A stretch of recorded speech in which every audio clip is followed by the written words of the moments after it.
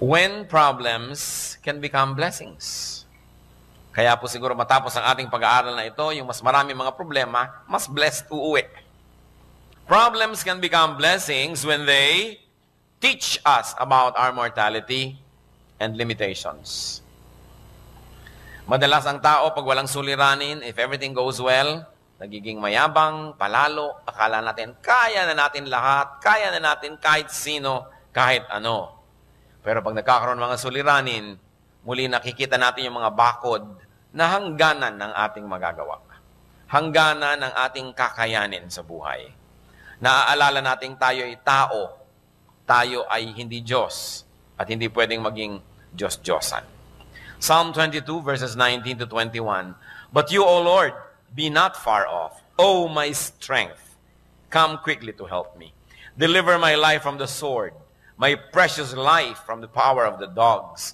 Rescue me from the mouth of the lions. Save me from the horn of the wild oxen. So ano po ang tawag nitong umaawit na ito ng psalm sa Panginoon? Oh, my strength. You are my strength.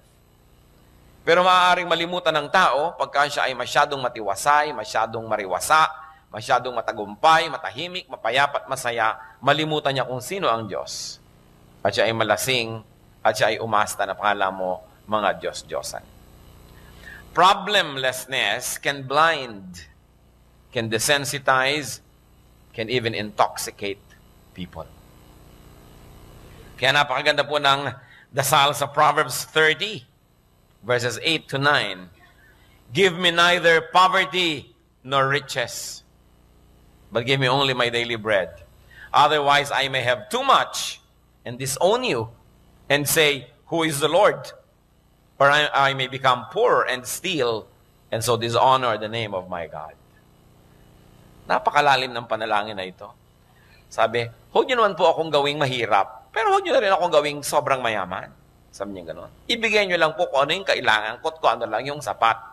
Sapagkat kung sobra-sobra naman ang magkarong mga ari-arian ko, baka makalimutan ko kayo at magmalaki ako. Kung sobra naman pong kulang, baka kailanganin ko pang magnakaw para lang kumain, mapahiya naman kayo dahil sa akin.